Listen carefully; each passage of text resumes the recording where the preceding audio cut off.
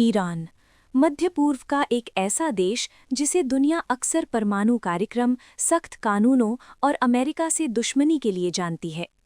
लेकिन आज ईरान की सड़कों पर जो हो रहा है वो सिर्फ राजनीति नहीं है। ये एक देश के अंदर चल रही बेचैनी की कहानी है। ये कहानी है गुस्से की, डर की और उस आवाज़ की जिसे दबाने की कोशिश की जा रही है। नमस्कार दोस्तों, स्वागत है आपका हमारे चैनल करंट वर्ल्ड इन्फॉर्मेशन में। आज की इस डॉक्यूमेंट्री में हम आपको बताएंगे कि ईरान में इन दिनों ऐसा क्या चल रहा है जिसने पूरी दुनिया का ध्यान अपनी तरफ खींच लिया है। पिछले कुछ महीनों से ईरान के कई शहरों में हालात बदलते नजर आ रहे हैं। Tehran, Mashhad, Isfahan, Siraj. दिन में ये शहर सामान्य दिखते हैं, लेकिन जैसे ही शाम ढलती है माहौल भारी होने लगता है। छोटे छोटे समूह बनते हैं, फुसफुसाहट होती है और अचानक नारे गूंजने लगते हैं।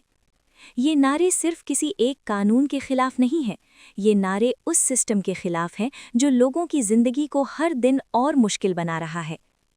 ईरान की अर्थव्यवस्था इस समय बेहद खराब दौर से गुजर रही है। महंगाई इतनी ज़्यादा है कि आम आदमी की सैलरी महीने के बीच में ही खत्म हो जाती है। रोटी, दूध, दवाइयाँ, सब कुछ महंगा होता जा रहा है। ईरानी रियाल की कीमत लगातार गिर रही है। लोगों की बचत खत्म हो चुकी है। एक शिक्षक, एक दुकानदार, एक टैक्सी ड्राइवर, सबकी कहानी लगभग एक जैसी है। काम वही है, मेहनत वही है, लेकिन जिंदगी हर दिन और तंग होती जा रही है। युवाओं की हालत और भी खराब है। पढ़ाई पूरी करने के बाद भी नौकरियां नहीं हैं। डिग्रियां हाथ में हैं, लेकिन भविष्य अंधेरे में है। यही गुस्सा सड़कों पर दिखाई देने लगा। शुरुआत में ये विरोध छोटे थे, कुछ लोग, कुछ नारे, कुछ वीडियो, लेकिन फिर सोशल मीडिया के जरिए ये आग फैलने लगी और यहीं से सरकार की चिंता बढ़ गई। ईरान में सरकार और सत्ता की संरचना बहुत सख्त है। यहाँ फैसले सिर्फ संसद नहीं लेती, बल्कि धार्मिक नेतृत्व की बड़ी भूमिका होती है।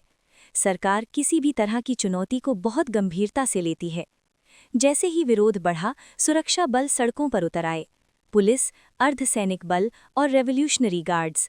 आंसू गैस, लाठीचार्ज, गिरफ्तारियां, सब कुछ शुरू हो गया। रात के अंधेरे में गोलियों की आवाज़ें भी सुनाई देने लगीं। कई इलाकों में इंटरनेट अचानक बंद कर दिया गया। मोबाइल नेटवर्क काम नहीं कर रहे थे। लोग एक दूसरे से कट गए। इंटरनेट बंद करना सिर्फ तकनीकी कदम नहीं था, ये एक संदेश था, दुनिया को मत बताओ कि यहाँ क्या हो रहा है। लेकिन सच ज़्यादा देर तक छुपा नहीं रह सका। कुछ वीडियो बाहर पहुँचे, कुछ तस्वीरें सामने आईं, सड़कों पर गिरते लोग, रोते परिवार और डर से भरी आंखें। कई रिपोर्ट्स के मुताबिक इन झड़पों में सैकड़ों लोग मारे गए, हजारों को गिरफ्तार किया गया। कुछ लोग आज भी लापता हैं। उनके परिवार थानों, जेलों और सरकारी दफ्तरों के चक्कर काट रहे हैं। सरकार का कहना है कि ये विरोध देश को अस्थिर करने की साजिश है। सरकार का दावा है कि विदेशी ताकतें लोगों को भड़का रही हैं, लेकिन सड़कों पर खड़े लोग कुछ और ही कहानी बताते हैं। वे कहते हैं, हम विदेशी एजेंट नहीं हैं, हम भूखे लोग हैं। इस बीच अंतर्राष्ट्रीय प्रतिक्रिया भी तेज हो गई। अमेरिका और यूरोपीय देशों ने ईरान सरकार की आलोचना की। मानवाधिकार संगठनों ने कार्रवाई की मांग की, लेकिन ईरान ने इन बयानों को खारिज कर दिया। ईरान का कहना है कि वो अपने राष्ट्रीय हितों की रक्षा कर रहा है। उसके अनुसार कानून व्यवस्था बनाए रखना जरूरी है। लेकिन सवाल ये है कि क्या डर और ताकत से किसी देश की समस्याएं हल हो सकती हैं? ईरान का इतिहास बताता है कि यहाँ बदलाव हमेशा आसान नहीं रहा।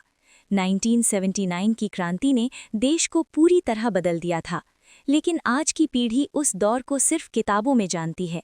उनकी ज़रूरतें, उनके सपने अलग हैं। आज का युवा ईरान दुनिया से जुड़ना चाहता है।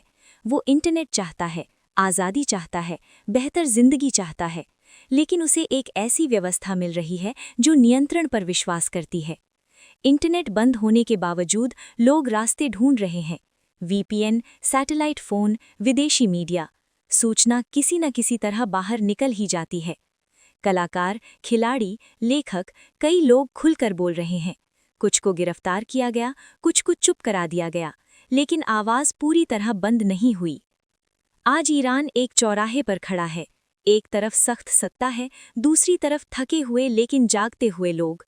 ये लड़ाई सिर्फ सरकार और प्रदर्शनकारियों की नहीं है, ये लड़ाई भविष्य की दिशा तय करेगी। क्या हालात और सख्त होंगे? क्या बातचीत की कोई गुंजाइश निकलेगी या फिर ये संघर्ष और लंबा चलेगा? इन सवालों के जवाब अभी किसी के पास नहीं है, लेकिन इतना साफ है कि ईरान में जो कुछ हो रहा है वो सिर्फ ईरान तक सीमित नहीं रहेगा, क्योंकि जब किसी देश के लोग बोलना शुरू करते हैं तो उनकी आवाज़ सरहदों से आगे भी सुनाई देती है। और आज ईरान की सड़कों से उठती ये आवाज़ पूरी दुनिया सुन रही है। अगर आपको ये जानकारी पसंद आई हो और आप दुनिया की ऐसी ही सच्ची और गहराई से बताई गई खबरें चाहते हैं तो हमारे चैनल करंट वर्ल्ड इन्फॉर्मेशन को सब्सक्राइब ज़रूर करें, वीडियो को लाइक करें और अपनी राय कमेंट में ज़रूर बताएं।